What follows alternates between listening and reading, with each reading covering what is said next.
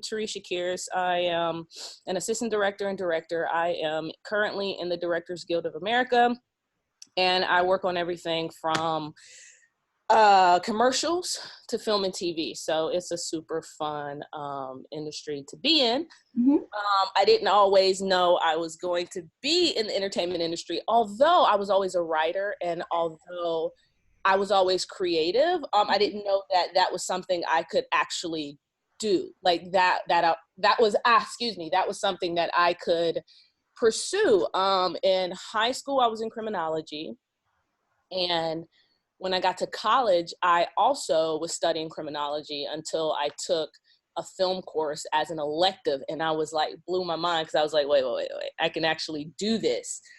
Because I was always interested in film. I always watched film and TV. I was always a writer, although a lot of people didn't know that because I played basketball, and that's what I signed my scholarship was for basketball. But yeah, and then I got to college. I went to St. Francis in Brooklyn Heights, and it really just opened up this door because I was always creative, but I didn't know the creative outlet to pursue in order to actually make a living from it.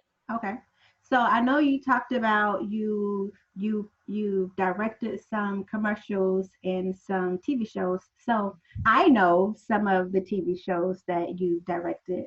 Assistant director. There's a difference. Yeah. You did what? Assistant directing on the TV shows that you're talking about, because there's a difference. Okay. Between directing and assistant directing. Okay. So with assistant directing, yes, I've done Mercedes commercials. I've done, I first AD'd some Spider-Man spots. I also, in regards to television, I've done SWAT. I've done Mixedish. I've done Marvel Runaways. I've been on a lot of things as an assistant director. Mm-hmm. And I've directed in the past a feature titled Anger Has a Secret. It was renamed. And I'm currently within the next year directing a feature called Body of Water with Alan Maldonado. Okay. So, okay. Yeah. So tell us about your formal education that you have. Formal education, I have a BA degree in film and communications from St. Francis College in Brooklyn Heights, New York. Okay. So what influenced your decision to become an assistant director? I know you mentioned the film class, but yes. Was it the film class alone? No. So becoming an assistant director was something I discovered once I actually got on set. Okay. Because I, on top of being a creative person, am also a technical person. Okay. And I feel like from an AD perspective, it gives me the technical aspect of what I seek on top of the creative aspect, because what young people need to understand and what people need to understand in general is whatever you want to do, mm-hmm. right? You can do more than one thing, and it's okay. You just have to have a focus on said thing. You just can't be all over the place. Right.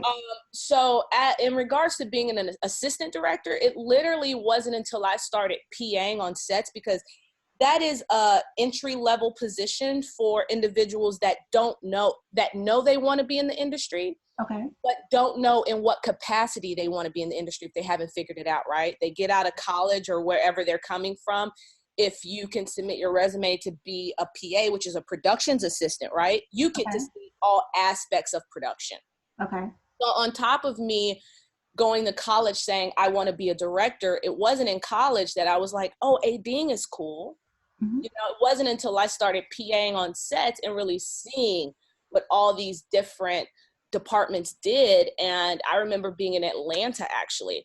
And I saw this one AD, and he was just phenomenal. And I was like, I like this position. Like, I like doing this on top of just being in the pursuit of directing. I was like, this is also something cool because I'm very technical. So I got it. Okay.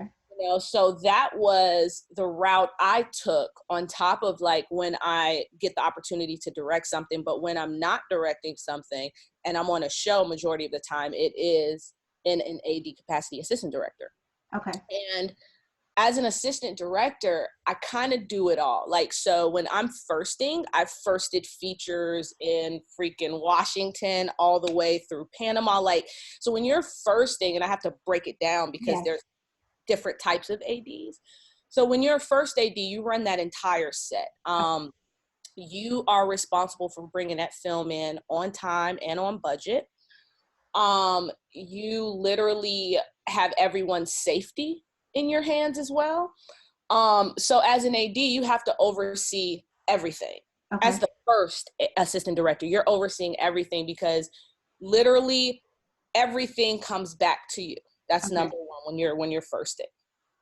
As a key second, that is someone that literally backs up the first AD. So while I'm worried about the day and executing the day, the key second AD is worried about executing the following day to make sure I have all the elements in place, right, that I would need in order to move forward for the following day. So every time the first AD, when I am in that capacity, I'm executing the day. The key second is worried about tomorrow's work. So then something can be handed to you, which is a call sheet for the following day, and you can then go into your next day's work, right? Okay. So, because there's a lot of ADs on set. So from the first AD to the key second, you then have the second second. The second second is also on set with the first to back the first up. A majority of the time I'm in the second second capacity, right? So with the second second, you worry about everything that the first AD can't worry about. And what I mean by that is, have you ever seen like a show and you see a bunch of background just walking around doing their thing? Okay, so a second is a person that comes in and dresses all of that and blocks all those people out while the director can work on the creativity with the actual actors. So let's say if you have a mall scene, right? The director's working with two actors, the main actors, and he's blocking them out. Okay, guys, you're gonna walk from H&M over to Forever 21, right? Okay. In that walk and talk, you see people walking with shopping bags and entering stores and laughing and pushing strollers. That is the second assistant director that's blocking that entire environment out, so the director doesn't have to worry about that in regards to everything else that he's worrying about. Got it. From a second's perspective, you get the creativity, you get the technical aspect of it because you're in all aspects. You're in play everywhere. When it comes to the cars, everything. So when you're looking at action movies and people running and screaming, and it's not those main characters, the second director has their hand in that. Right. So those are the positions. And then depending on just how massive the show is, you can have assistant directors in different capacities doing a whole bunch of different things, but it just depends on how massive the show is, because like, let's say Game of Thrones, you might have 500 background, right? So you might have more than one, and definitely you're going to have more than one second assistant director to be able to do everything that you need to do in a scene to make it work. Okay. Thank you for that. That is way more than I ever thought was involved.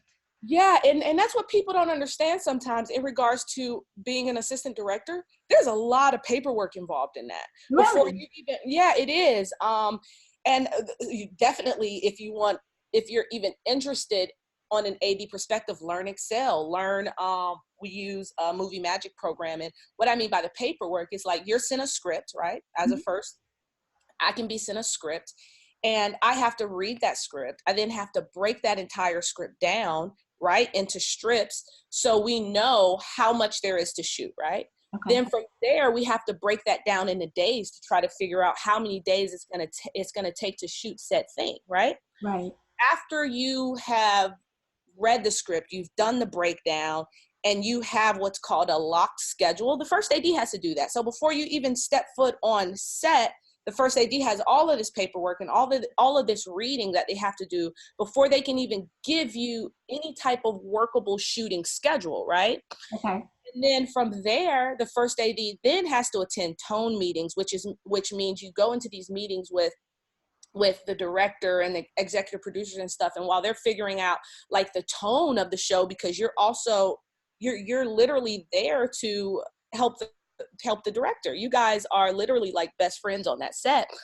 You're in props meetings, you're in costume meetings, you're in every meeting that you can think about, page turners, table reads, because you have to literally soak in all this information to be able to then do your job correctly. As a key, when I told you the key is responsible for the following day, Mm-hmm. the key second has to do what's called a call sheet, right? So Okay. on that call sheet has all the stuff that the first AD has already previously prepped, right, from doing the schedule. The second then plugs that stuff in, and once he plugs that in, he has to go back through the script again. He has to make sure he has all the elements. What if one of the actors was wearing a red necklace? Have you spoken to props about that red necklace? Like, do they have the things you need to execute the following day? It's a lot of paperwork, right? Oh, yes. Then the second who I told you also gets this amazing opportunity to help the director in regards to blocking out these scenes, right? Mm-hmm. At the end of the day, has to account for all of that stuff. So he too has paperwork to do at the end of the day through Excel. So we still do use a bunch of programs, and we still do have a lot of paperwork. For those that think it's just an on-set thing, there's before and after that you're not seeing, you know? Right. So that's another thing you got to think about when moving into an assistant director's position as well, is every one of those positions also has paperwork. Awesome. Thank you. Thank you for this. I am especially excited for this interview because it's not every day that we're able to get firsthand from an assistant director in this industry, because it's just not common. So I'm really taking advantage of getting all of this information for my viewers and those creative minds who would like to go into this industry. Now, I know you are a AD now, but I know you didn't start out as an AD. Not at Just all. like in the professional, not professional, I'm Bottom. sorry, in corporate world, they have entry level positions that you have to work your way up to. Right. Is it the same type of progression for an assistant director? So yes and no. Okay.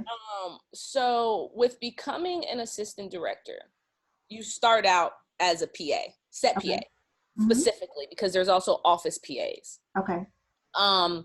So the set PA, to hit the DGA, to actually be able to join the Directors Guild as an assistant director, there's two different requirements, right? There's the requirement of either working on set for 600 days. Okay. Or if someone has been working, let's say, as a production assistant, because keep in mind, with working as a production assistant on set, you get to do all aspects, not all aspects of production, but all aspects of what would it entail to be an AD in regards to like working with background and working with actors. So you get to do all of that within being a set PA. But literally, you'll either do 600 days as a set PA, right? And then there's requirements. You have to save things. It's a whole big thing in regards to the paperwork is concerned to join, but 600 days, right? And then if you decide, let's say 300 days into being a set PA, and keep in mind, 600 days can take you over 5 years to get. Yeah. So if you decide, let's say 600 days into that you want to go the non-union AD route, and you start ADing on non-union projects, which are not union projects, just these like low budget non-union projects, then you need 450 days in order to join the DGA. But there's also red tape to that, because certain shows, new media shows, just don't count. I remember, trying to get in the guild and turning in my book, and I was all excited, like, oh, I'm about to get in the guild, and they threw out 150 of my days. 150 of my days did not count, and I was just like, oh my God, because 150 days can be another year. It can be, you know what I'm saying? You don't know. So that was a learning experience for me, because even though you have said contract that say, like, for instance, this is how some of my days got thrown out. I would sign a contract, right? That would say it's a feature.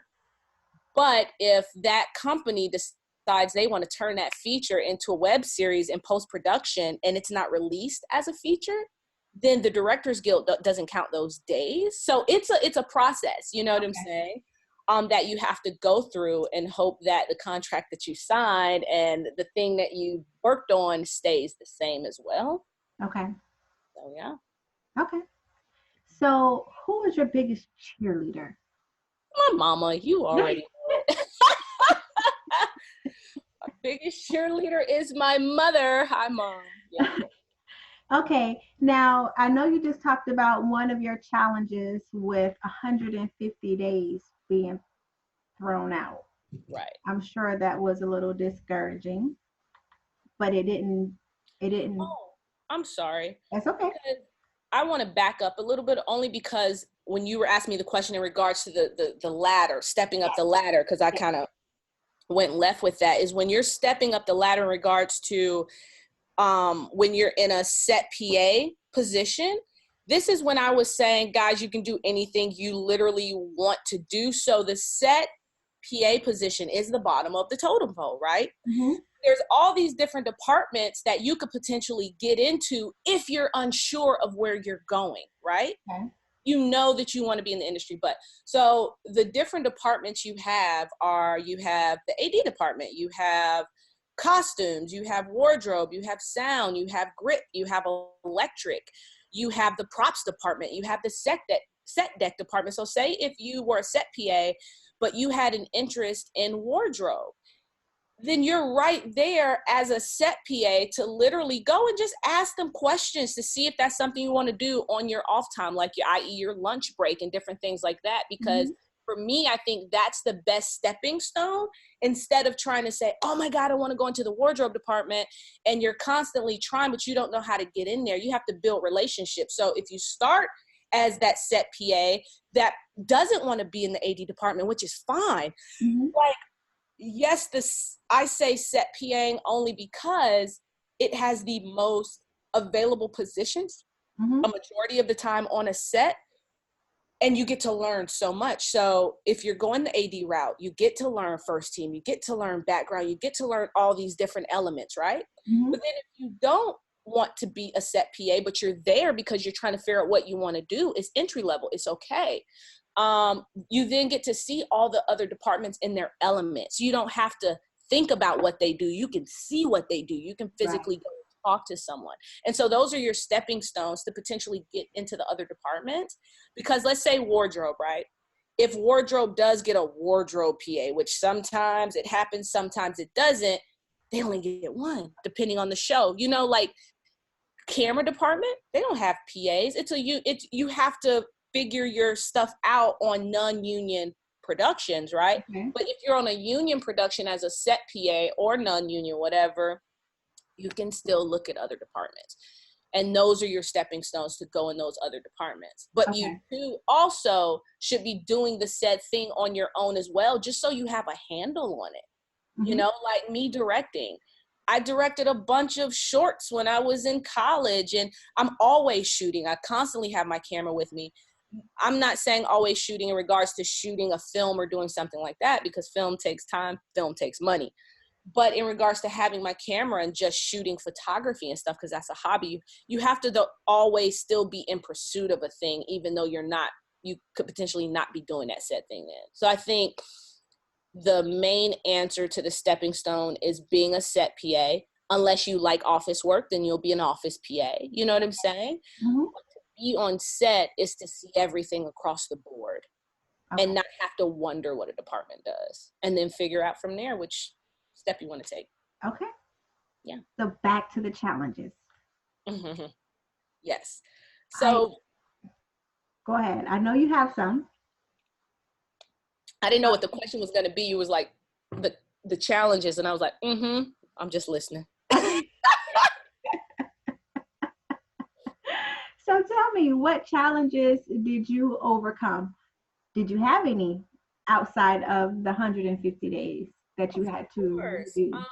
The challenge was coming to LA and not knowing anybody. Like, I moved to LA not knowing anybody. I moved to LA because I was accepted into UCLA for screenwriting. I just got out here and didn't want to go. I was tired of school. So that's what got me out to LA. Okay. And the challenges were literally trying to figure out how to get on set, because see, here's the thing, you can get onto a set easily, but is this a paid set or not? Because a lot of people want you to work on their stuff for free. And granted, if you have no experience, take those days, learn as much as you can, consider it, you know what I'm saying, a learning experience. I did my internship while I was in New York, right? Mm-hmm. And I also was doing a lot of like free stuff when I first got to LA, because I was trying to figure out how to actually get into the industry. Right. And so the challenge for me was I would literally hustle to Cuesta. Like I'm taking my resume, I'm driving around when I see all the signs for production, I'm finding their office, I'm passing out my resume, and no one would hire me. And I don't know if it was because I really had no real experience, but no one would take a chance. And so that was a challenge for me to do your resume way back then. So for me to literally, the challenge is getting an industry. Like, how do you maneuver your way into that? Because you have some sort of experience to be on a set, right? I didn't have a ton of experience, but to start in a set PA environment, and not being able to get on those huge things. And I really think it was because I'm not a big networker. And so I didn't really know anybody that was working on major sets like that could pass my information along. Mm-hmm. So it wasn't until I don't know where I was, but I knew someone, right? Okay. Knew someone working on that production, and they were like, submit your resume. Submitted my resume and was interviewed for it, and didn't think I got it, but I was interviewed for it, and then I ended up getting it. But I don't think I would have gotten that little entryway into the industry if I hadn't have met that said person on something else that was like, oh, you know what? Come submit your resume to this. And that's when I really started to break in regards to PAing in the industry. Mm-hmm. It was because someone took a chance on me that saw me working on something else that was like, hey. Yes. You know what I'm saying? I stress that so much. Yeah. Clients and on my social media, you have to network. You have to network because you could be the smartest person. Yeah. If it is totally about who you know. Yeah. It's about who you know and then what you know once you get. Yes. Yeah. I agree with that. But here's the thing too, to Cuesta, what's interesting is I'm still not a big networker. I'm not, and I never have been. And I think that's why it was so slow for me, because yes, even though I was going around to all these different sets and I'm passing out my resume, people used to be shooting in front of my house. I would run outside with my resume like, here, you know what I'm saying? Like this LA, they're shooting everywhere, but I'm like, why am I not on these sets? And yes, agree with you. It is networking. However, for those that aren't big networkers, you just got to know when to open your mouth, because I'm just not a big networker. So for me now, it happens on set because all these people are working. So we can network together on set and I can go into the next thing, right?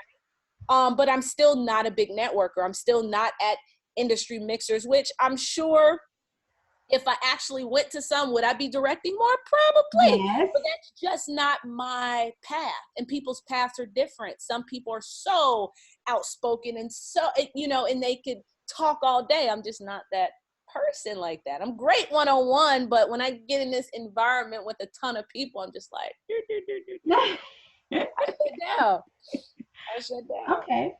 So I'm not getting in your purse. But viewers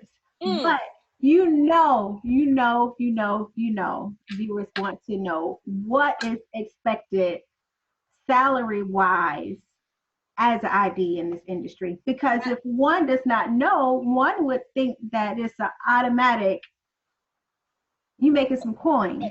Hold on. Wait. As an AD in this industry, I make a lot of money. Yes. Hold on 1 second. Uh-huh. I'm trying to plug in my laptop because it's about to die. Don't die. Don't die. So when you're in the guild, in the Directors Guild, okay, yes, there's a ton of money to be made.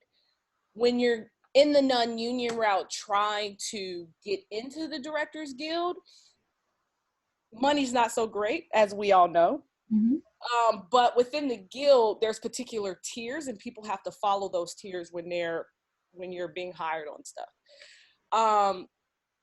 Yes, I make a lot of money. I don't know. I mean, I don't. I don't want to say how much I make, so motherfuckers. Right. Because we don't want to knocking on your window trying to chase you down. Just say it's worth it. Just say it's worth it. You make great money. I don't want to, get into the money game like that, but you make good money. I live good. Good. You know, and what some people might not understand about assistant directors is also too, is that like actors, we get residuals on whatever we work on. If you're working in the capacity of a first AD or a key second, you too get residuals on whatever film or TV show you work on. So a residual check is a check that comes after the fact when said thing has been released, wherever it's been released, and, you know, they start looking at the viewership, you get a residual check, which is a fun fact I don't think a lot of people know. Okay. So. Okay. So we're coming to an end. Really? I know, right? That was quick and easy. That was not that painful. No, but we're not done. Okay. So before we end, I always ask this question of all of the people I interview. I'm sorry, not people. It's like, do people give you numbers? Like literally, like you do this thing and you make this amount of money? Absolutely. Oh, that's interesting, because I'm like, my contracts are different. You know what I'm saying? Like it depends. Like I can work. How you can edit this out because this is just me telling you right now. Don't say it. Don't say it. Oh, my editing skills aren't all the way there. Oh, so once we cut, I'll tell you. When we cut, we can go off camera. Okay. But for a young adult, because you know my target audience and the people I serve are young adults, ages 17 to 24, 25. Okay. What words of advice would you give to a young professional that wanted to get into the entertainment industry? What would you tell them? And also, what would you like them to know that somebody did not tell you that you wish you would have known?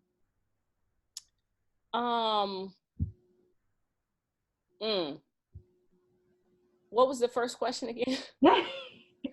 It was, what advice would you give to a young adult who wanted to get into the entertainment industry? Yes. Okay. So this is going to sound cliche, but the one piece of advice that I would give someone would be literally to push through, because you are going to get a lot. This is the industry of no's, right? So don't always feel like you're the problem, because some people are, I'm not getting into that, I'm not doing what I want to do, so it's something about me.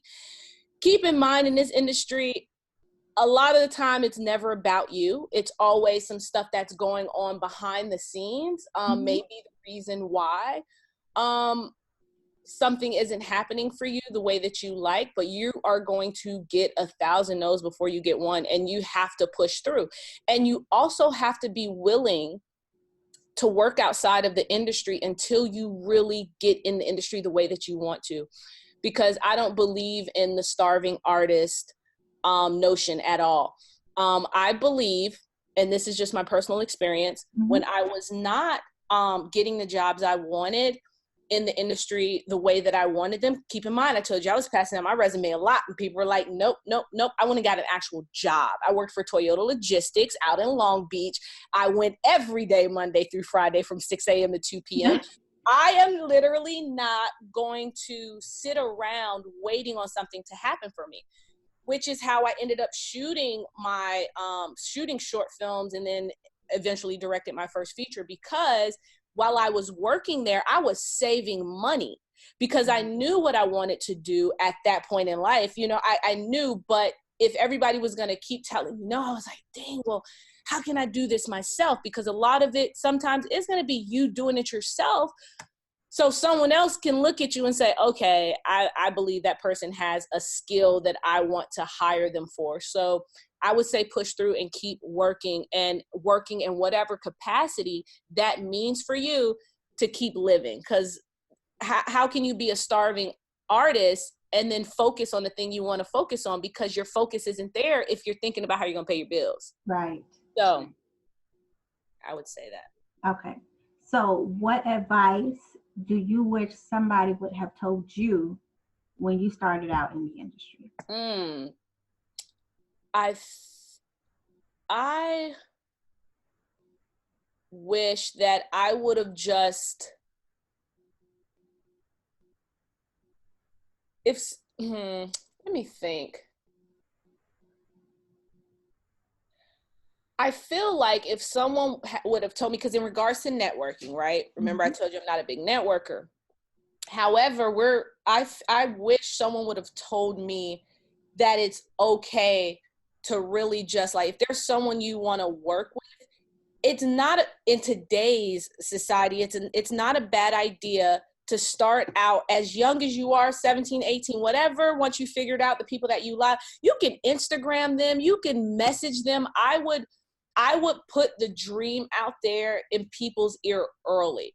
Because if you end up meeting them later on, you could be like, oh man, I wrote you this thing. But it's always, I feel like if someone had told me earlier to just really reach out to the people I really wanted to work for and get an email address and do all this, I probably would be further along to try to get a mentor early, which is, and not just any mentor, the mentor in the thing that you want to do, because then that person can really help you and guide you. I didn't have the guidance.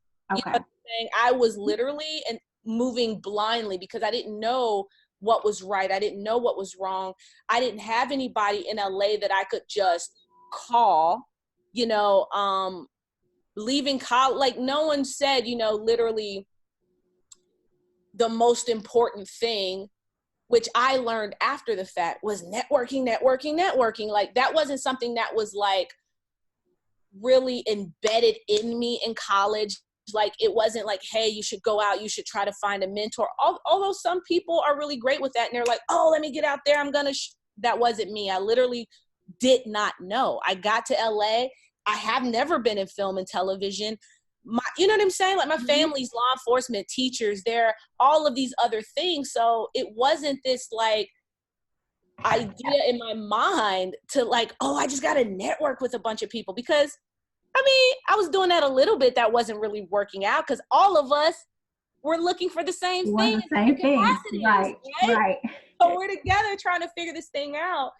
And it wasn't until I, really booked that very first thing and then found like this AD that I really, really enjoyed watching him work, that I was like, would you mentor me? You know what I'm saying?